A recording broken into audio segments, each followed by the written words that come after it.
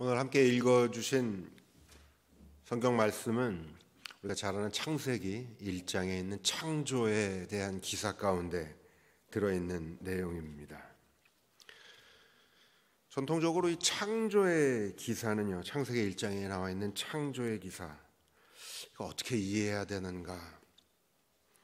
전통적으로 기독교에는 지난 2000년 동안, 그리고 아직도 많은 개신교 교회들은 이 하나님의 형상에 대한, 그 다음에 이 창조의 기사, 이 모든 것을 사실은 자연과학적인 관점에서 쓰여진 기록으로 받아들여 왔습니다. 무슨 말이냐? 오늘날 자연과학에서도 자연과학자들이요, 이 우주와 삼라만상의 기원에 대해서 연구를 하는 겁니다. 그래서 다양한 가설을 내고, 들어보셨는지 모르겠지만 오늘날 자연과학에서는 주로 이제 빅뱅이라 그래서 처음에 우주에 큰 폭발이 있었고 그 폭발을 통해서 지구를 포함한 이 우주가 생성됐다, 이제 이런 이론을 내세우고, 그것이 아마 주류의 이론으로 자리를 잡고 있습니다. 기독교인들은 창세기의 창조 기사를 보면은 폭발이 무슨 폭발이야? 하나님이 다 지으셨는데, 이렇게 생각을 합니다. 그래서 사실 그 기독교계와 이 자연과학의 이 이론하고 많이 충돌되는 것으로 알고 있습니다. 실제로 저만 해도 중고등학교 학창 시절에 보면 교회 주일날 오면은 하나님의 창조에 대해서 듣고, 학교에 가면은 물리 시간이나 자연과학 시간에서는 진화를 또 듣고, 이렇게 됐습니다. 아마 요새 우리 학생들도 교회에서 듣는 내용과 또 학교에서 배우는 내용이 서로 모순되고 충돌되거든요. 그런데 생각을 좀 해볼 필요가 있습니다. 뿐 아니라 또 우리 창세기를 비롯해서 앞에 나와 있는 이 5권의 책을 흔히 모세오경이라 그럽니다. 창세기, 출애굽기, 레위기, 민수기, 신명기. 그래서 전통적으로 또 교회는 이 5권의 책을 모세가 지은 책으로 그렇게 이제 가르쳐 왔습니다.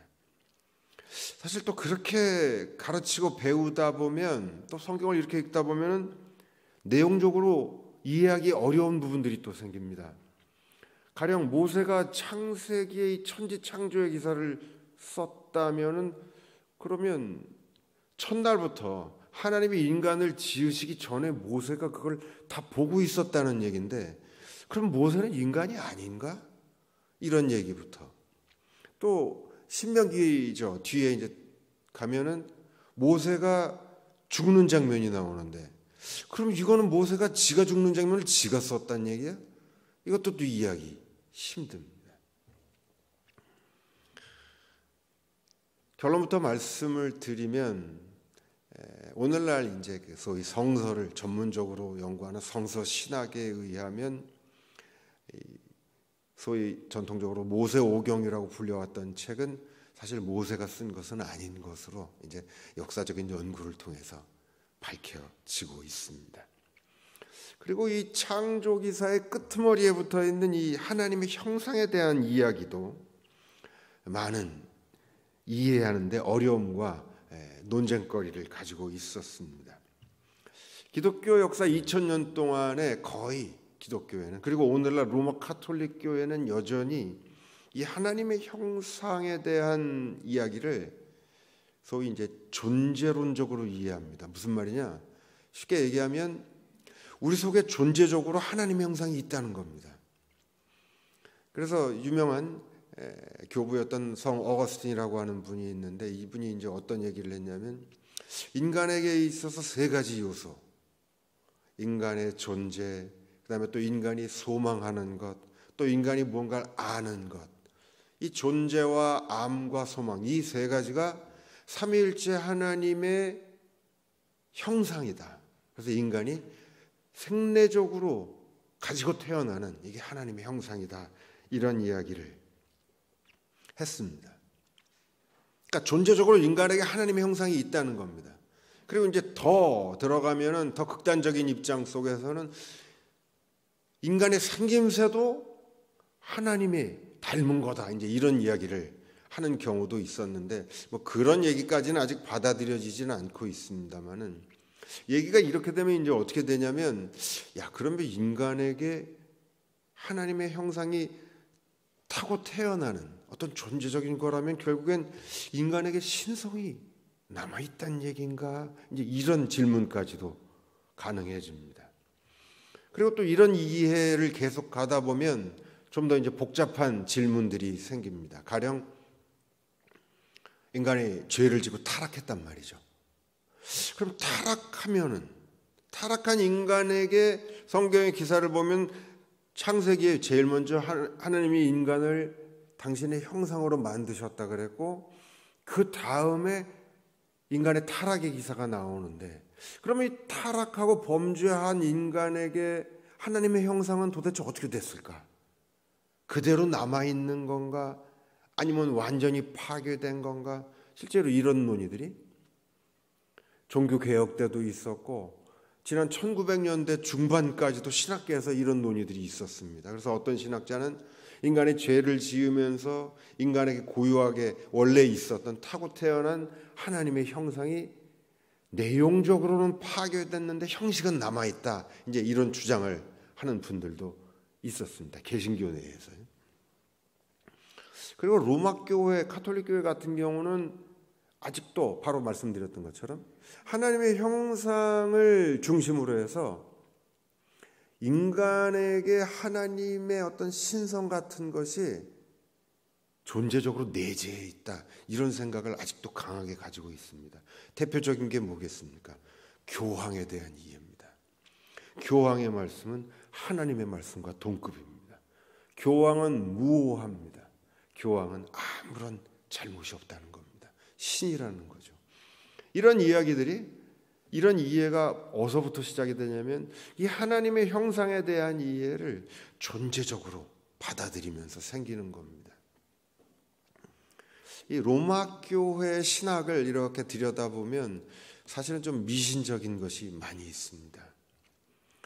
방금 전에 말씀드렸던 것처럼 신성이, 우리 인간에게 어떤 신성이 깃들여 있다라는 이런 사고, 그래서 교황을 대표적으로 그렇게 이해한다든가 신부들, 사제들도 그렇게 이해를 합니다.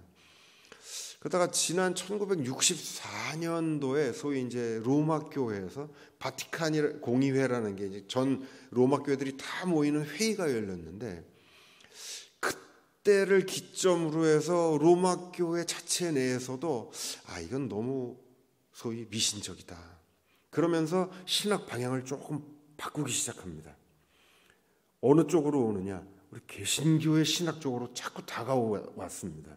그게 이제 1960년대에 있었던 공의회에서 있었던 일인데, 그러다가 몇 년 지나고 난 다음에 다시 자신들의 본 모습으로 회귀를 해버립니다.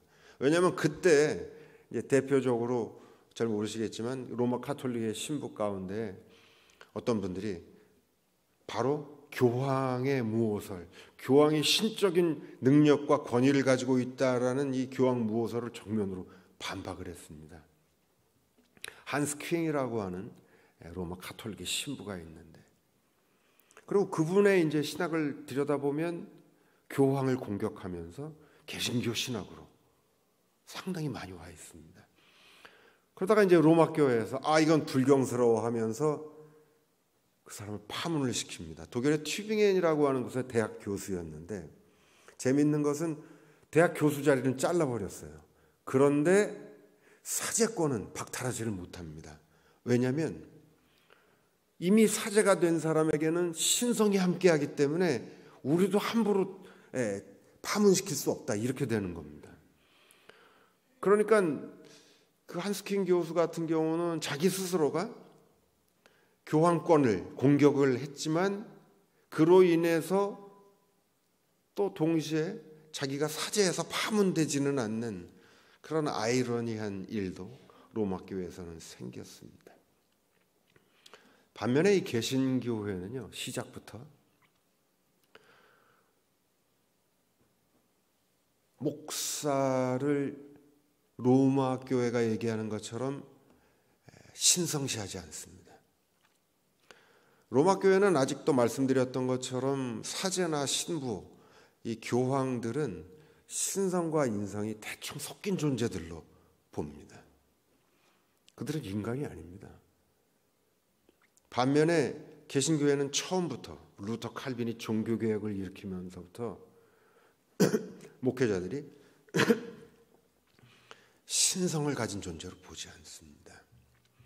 물론 우리 김승민 목사님만 봐도 참 신적으로 보이고 얼마나 거룩해 보입니까? 이 말씀 동의하시면 다 같이 아멘 한번 하시기 바랍니다. 아멘 소리가 잘 안 나오네요, 목사님. 그런데 개신교회는 원래 시작부터가 평신도 중심 교회입니다. 목사도 평신도 가운데, 그러나 가장 예수 그리스도를 모범적으로 드러내는 분을 목회자로 세우게 되는 겁니다. 이것이 개신교회의 출발입니다. 그리고 바로 이제 개신교회에서는 이 하나님의 형상 부분을 새롭게 연구하기 시작했습니다. 창조 기사와 함께. 그래서 어떤 결론을 가지고 있는가?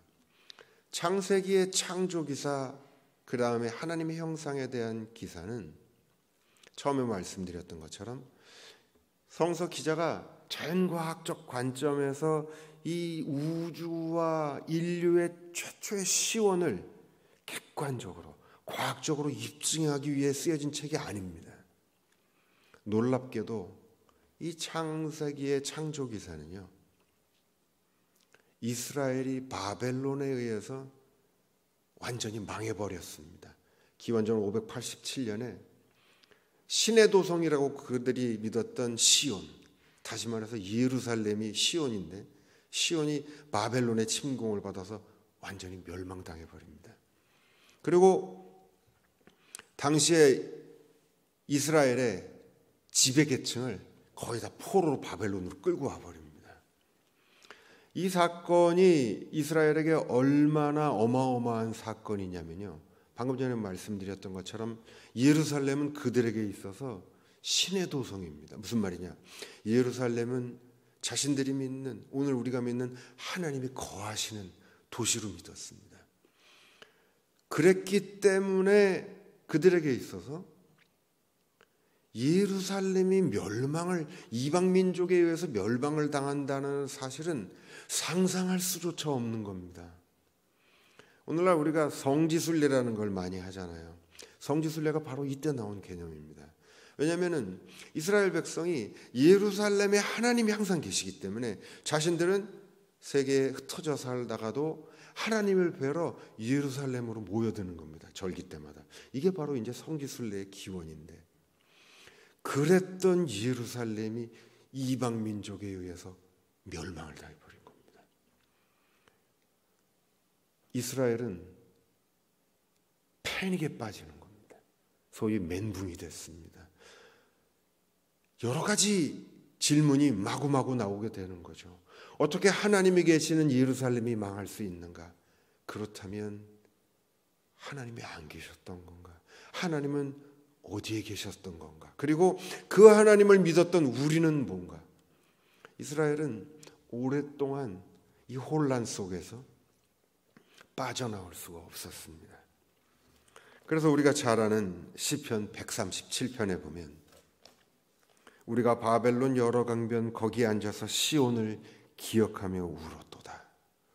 이게 바벨론의 포로로 끌려간 이스라엘의 지배층들이 바벨론에서 울면서 불렀던 시편입니다.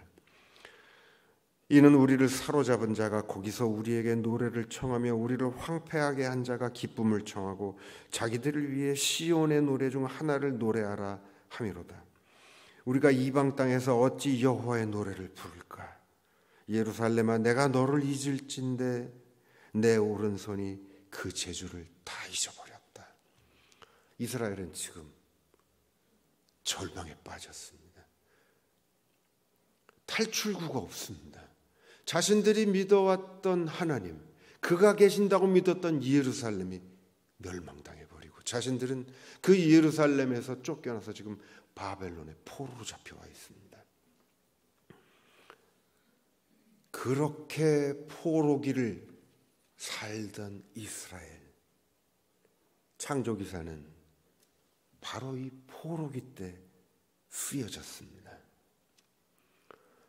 사실 이 사실은 우리에게 너무도 그러나 놀라운 감격과 감동을 줍니다. 왜냐? 이스라엘은 더 이상 삶의 의미를 찾지 못하고 있습니다. 자신들이 믿어왔던 모든 신앙과 하나님에 대한 생각이 다 깨져버렸습니다. 그들은 더 이상 살 수가 없습니다. 왜요? 자신들이 지나왔던 삶 자체가 예루살렘에 하나님이 계시고 그 하나님이 함께 하신다고 믿었던 것이 그들의 지난 삶이었는데, 예루살렘이 완전히 멸망됨으로써 자신들의 지나온 삶이 다 틀렸다라고 판명이 되어버렸기 때문입니다. 이제 그들은 어떻게 해야 될까요? 그런데 놀랍게도 그들을 다시 일으키고 절망에 빠졌던 그들을 다시 불러일으켰던 것은 하나님의 함께하심이었습니다. 그 함께하심이 이제 포로로 끌려간 그들로 하여금 하나님이 이 예루살렘에만 계시는 것이 아니라 내가 보는 이 이방 땅의 이 하늘, 온 천지 만물, 이 모든 것까지도 하나님이 지으신 거였구나. 그들은 새로운 깨달음을 얻게 됩니다. 그리고 내가 완전히 멸망하고 아무것도 가진 것도 없고 이 절망에 빠져 있는 나, 더 이상 삶의 의미도 찾을 수 없는 나, 그런 나를 그들은 이렇게 고백합니다. 하나님이 나를 당신의 형상으로 지으셨다. 여러분, 이 지점에서 우리는 참으로 귀한 은혜를 경험합니다. 왜냐? 오늘 우리를 한번 돌아보시기 바랍니다. 어쩌면 오늘 우리는 저 이스라엘과 완전히 망해버리지는 않았을 수 있지만 그닥 우리에게서 하나님의 함께하심, 하나님의 형상이라고 볼 만한 것들이 그닥 많지 않습니다. 여러분에게 많습니까? 내 자신을 보면 난 하나님의 형상대로 지으심을 받았어. 자신 있게 말씀하실 수 있는 분 손 한번 들어보십시오. 아무도 없죠, 이렇게 물으면. 사실 우리의 삶은, 우리 주변은, 내가 사는 모습은, 그리고 나 자신은 하나님이 창조하시고 하나님의 형상이라고 보기에는 여전히 초라하고 별 볼 일이 없습니다. 제가 옛날에도 한번 말씀드렸던 것 같은데, 유명한 성화 가운데 레오나르도 다빈치의 최후의 만찬이라는 성화가 있습니다. 제가 중고등부 시절에 교회 다니면서 이 얘기를 목사님 설교 때 들었는데요. 뭐냐면 이 레오나르도 다빈치가 최후의 만찬을, 예수님의 이제 마지막 12제자와 만찬 장면을 그리는 이제 그림을 그려야 되는데, 몇 날 며칠 동안 그리면서 다 완성을 했는데 마지막에 두 사람을 못 그리고 남았습니다. 누구냐? 한 사람은 예수님이고 또 한 사람은 예수님을 팔아넘긴 가룟 유다입니다. 그 어떤 모델도 예수님처럼 아름답고 거룩한 모델을 찾을 수 없습니다. 그리고 아무리 악한 인간이라도 가룟 유다만큼 악한 모델을 찾을 수가 없었습니다. 그러다가 어느 날 레오나르도 다빈치가 예배를 드리는데 성가대석에 너무너무 아름답고 거룩한 모습으로 찬양을 부르는 한 성가대 청년을 발견했답니다. 그러면서 예수님이 계셨다면 바로 저런 모습이었겠구나 하면서 그 청년을 찾아가서 예수님의 모델이 되어달라고 부탁을 했습니다. 그래서 그 청년을 모델로 해서 예수님의 모습을 그렸습니다. 그리고 이제 마지막 가룟 유다를 그려야 되는데 이 가룟 유다의 모델을 찾을 수가 없습니다. 그래서 또 몇 날 며칠을 고민을 하고 있는데 하루는 시장터에 나갔는데 시장터에서 술이 취해서 쌈질을 하는 피로한 거린 같은 한 사람을 발견을 했대요. 근데 너무 사납고 사악해 보이는 거죠. 그래서 그 사람에게 술값을 지어주고 내 모델이 되어달라고. 그래서 그 사람을 모델로 해서 가룟 유다를 완성을 했답니다. 한참 지났는데 이 가룟 유다의 모델이 됐던 젊은이가 하루는 그러더랍니다. 날 기억 못 하시겠습니까? 그래서 글쎄요, 누군가? 그랬더니 오래전에 당신이 예수님의 모델로 그림을 그렸던 그 모델이 바로 납니다. 그러더래요. 제가 이 얘기를 몇십 년 전에 중고등부 시절에 목사님 설교에서 예화로 들었습니다. 이 예화가 너무너무 강렬한 거예요.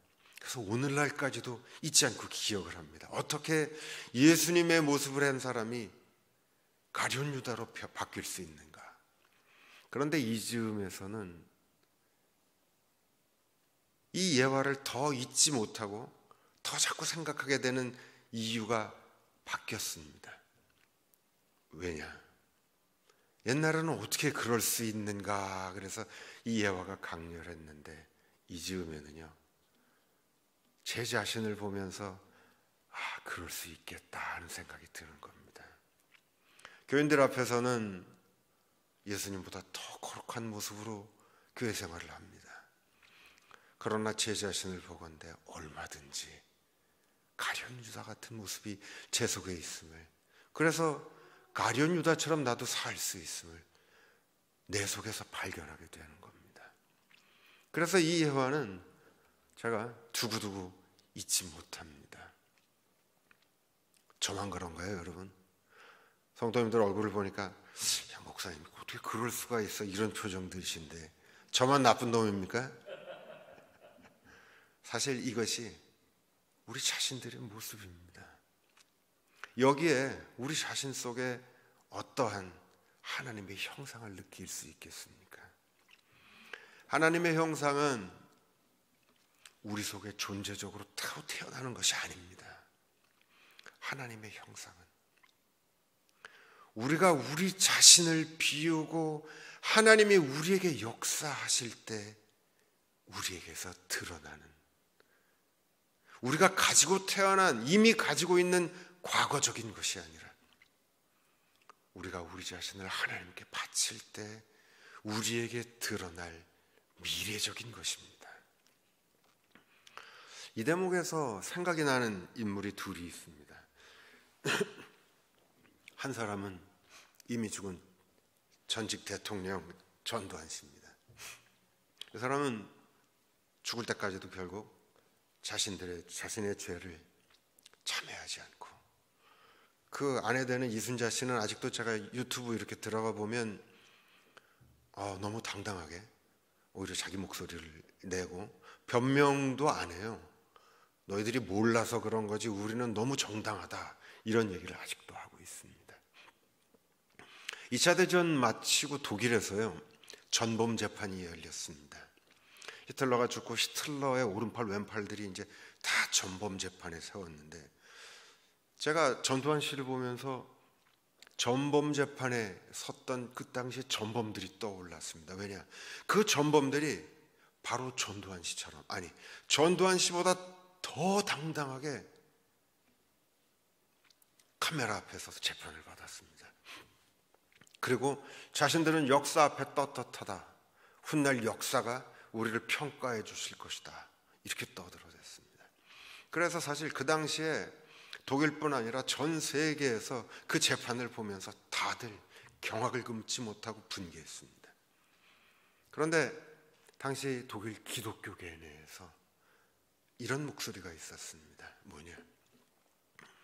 우리가 저들을 용서하기도 힘들고 받아들이기도 어렵지만 그러나 이해는 할 수 있다. 왜냐? 저 사람들은 자신들의 과오를 인정하는 순간 더 이상 살 수가 없다는 겁니다. 자신들이 저질러온 그 비인간적인 수많은 이들을 학살했던 그 죄를 자신들이 인정하는 순간 그 사람들은 더 이상 삶의 의미와 희망을 가질 수가 없다는 겁니다. 그래서 저들이 저토록 뻔뻔하게 구는 것은 자신들이 살기 위한 어쩔 수 없는 도피처다, 이런 얘기를 기독교계에서 하는 얘기를 듣고 제가 이해를 했습니다. 그러면서 사실 전두환 씨를 보면서는 그분이 백담사를 갈 게 아니라 사실은 교회로 왔어야 되겠다, 그런 생각을 합니다. 왜요? 그 많은 광주의 학살과 죄를 저지르고 절 아니라 어디를 가도 마음의 평안을 얻지 못합니다. 자신들의 죄를 인정하는 순간 그 사람들은 하늘을 보고 살 수가 없게 되어 있습니다. 그래서 그들이 할 수 있는 길은 유일하게 잡아떼는 겁니다. 그게 그 사람들이 살 수 있는 유일한 방법입니다. 그런데 교회를 오면요, 하나님의 품에 안기면 그 순간부터 하나님은 이제까지의 모든 죄를 용서하시고 하나님이 주시는 새로운 삶을 주십니다. 우리 인간적으로 봤을 때는 내가 지나온 과오 때문에 삶을 살 수가 없습니다. 그러나 하나님이 주시는 새 삶은 우리가 개척하는 삶과는 전혀 다른 삶이기 때문입니다. 전두환 씨가 만약 백담사가 아니라 교회를 찾았더라면, 하기사 그분 아들이 목사가 된다 그러더라고요. 그래서 그것도 참 박수를 쳐줘야 될지 욕을 해줘야 될지는 모르겠습니다만, 그 아들이 목사가 된다니까 전두환 씨가 좋아했었대요. 그래서 참 저도 마음이 참 복잡해지기는 했습니다만, 아무튼 전두환 씨는 하나님이 주시는 새 삶을 알지 못했기 때문에 마지막 순간까지 자신의 죄를 인정할 수 없었습니다. 반면에 또 다른 인물이 한 사람 있습니다. 이 인물은 사실 영화 속에 나오는 허구의 인물인데요, 우리 연세 있으신 분들은 아실게 텐데 영화의 미션이라는 영화가 있었습니다. 그 영화 주제음악이 더 유명해요. 넬라 판타지아라 그렇죠. 따라라라라 따라라라라라라, 이거 아시죠?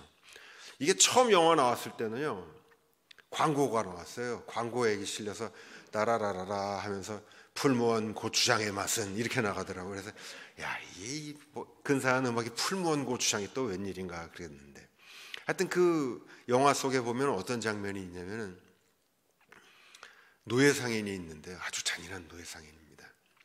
이 노예상인이 그 아르헨티나 이과수 폭포라는 데가 있는데 그 정글 속에서 원주민들을 다 팔아먹습니다. 평생을 노예상인으로 살아가는데 잔인하게 이를 데 없죠. 그러다가 자신이 사랑하는 여인이 있는데 자신의 남자 동생과 자신이 사랑하는 여인이 사랑에 빠진 것을 알게 됐습니다. 그래서 분노가 치밀어서 자신의 친동생에게 결투를 신청하고 칼싸움을 벌이다가 동생을 살해해버립니다. 그리고 난 후에 갑자기 이 멘도사가, 이 노예상인의 이름이 멘도사인데요, 몇 날 며칠 밥을 굶고서 수도원에 틀어박혀 있게 됩니다. 그 마을에 있던 가브리엘 신부라고 하는 분이 그 소식을 전해 듣습니다. 아, 저 노예상인이 이 신부 입장에서는 골칫덩어리죠. 자신들이 목회하는, 사목하는 그 지역에서 원주민들을 전부 다 노예로 팔아넘기는 사람이었으니까요. 보좌 신부한테 얘기를 듣습니다. 멘도사가 지금 우리 수도원에 와서 며칠째 밥을 굶고 저러고 있다고, 내버려 두라 그랬습니다. 그랬더니 한참 지난 후에 이 멘도사가 자신이 노예상, 그 다음에 이전에 기사를 했었던 당시에 썼던 투구, 창, 칼, 검 잔뜩 뒤에다 얼머쥐고서는 정글을 누비기 시작했습니다. 뭐냐? 고행을 시작한 겁니다. 멘도사는 수많은 악행을 저지르고 자신의 동생까지도 살해했습니다. 그리고 갑자기 정신이 들었는데 자신의 지나온 삶을 돌아봤더니 견딜 수가 없습니다. 그리고는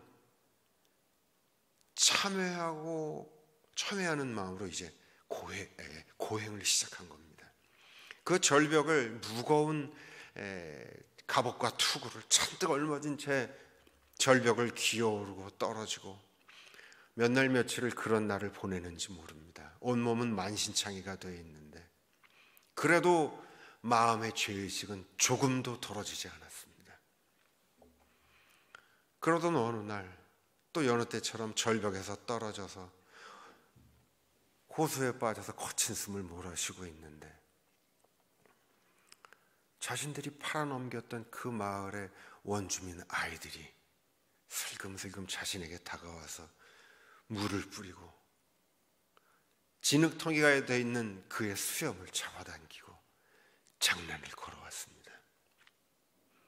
그리고 그 순간에 이 잔인했던 멘도사, 어떤 고행을 해도 마음의 죄의식을 덜어버릴 수 없는 멘도사가 그 아이들의 환한 모습을 보면서 통곡하기 시작합니다.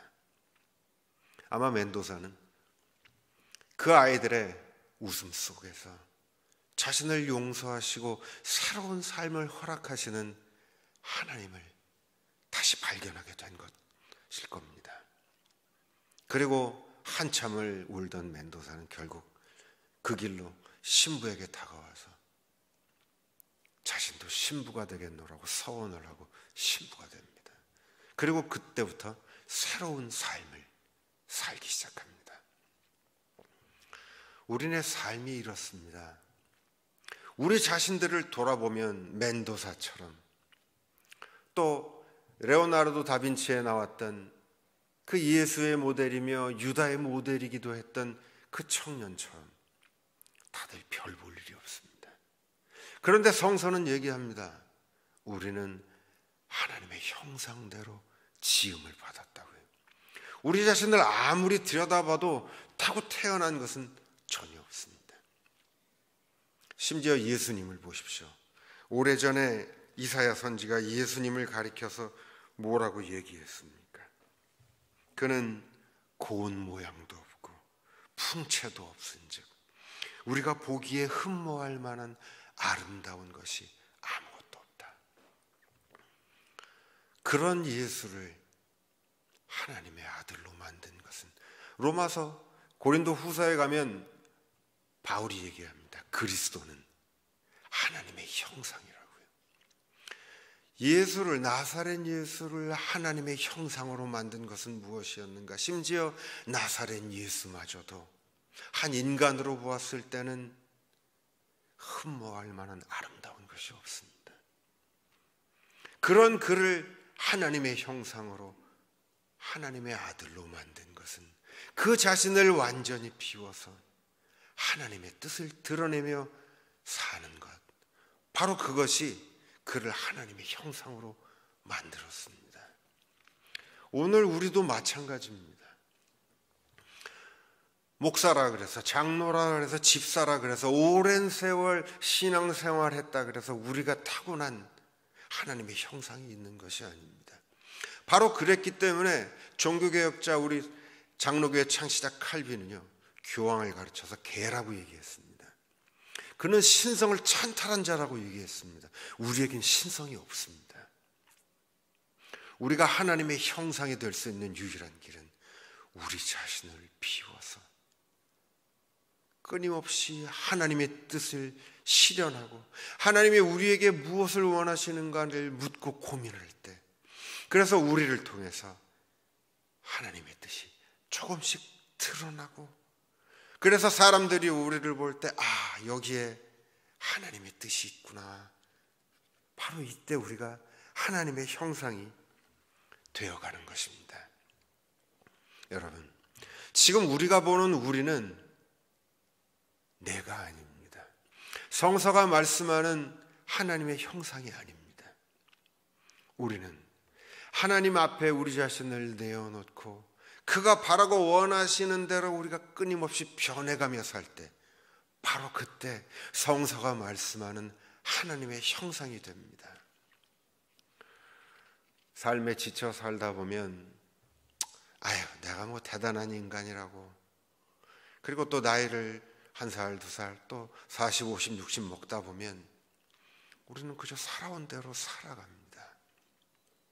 그러나 여러분, 하나님은 오늘도 우리를 찾아오셔서 우리를 두드리십니다. 우리의 마음을 두드리시고 변해라, 내가 바라는 대로 살아라, 그렇게 말씀하십니다. 수요예배 이 자리에 오신 여러분, 누구보다 원미동 교인들 가운데 가장 신앙생활 열심히 하는 분들입니다. 여러분들부터 먼저 자신을 포기하지 마십시오. 우리는 아직도 끊임없이 변화되어야 될 사람들입니다. 그리고 우리 자신부터 변화될 때 우리 가정이 변화하고 우리 교회가 변화하고 우리 모두가 하나님의 형상을 이루어가게 될 겁니다. 나 자신에게 기대가 없는 사람은요, 내 옆에 있는 사람들에게도 기대하지 않습니다. 내가 이 모양인데 당신이 뭐 대단하겠어, 이렇게 됩니다. 그러나 오늘도 끊임없이 하나님의 뜻이 무엇인가를 묻고 변화하기를 고대하는 사람은 상대방을 향해서도 끊임없이 꿈꾸고 희망을 갖습니다. 수십 년 같이 살아온 부부들, 당신 뻔해, 당신이 그렇지, 그게 아닙니다. 내 자신이 끊임없이 오늘도 변하는 사람은 내 남편이, 내 아내가 계속 변할 거라고 믿습니다. 왜요? 하나님이 변하게 해주시니까요. 하나님이 나도 변하게 해주신 것처럼 내 아내도, 내 가족도 변하게 해주시기 때문입니다. 바라기는 우리 사랑하는 성도 여러분, 하나님 앞에 끊임없이 자신을 내어놓고 변화되시기 바랍니다. 내 자신을 끊임없이 희망하고 꿈꾸시기 바랍니다. 아내를, 가족을, 내가 잘 아는 모든 이들을 향해 기대를 저버리지 마시기 바랍니다. 그것이 바로 하나님의 형상을 다시 회복하며 하나님의 형상을 드러내는 길입니다.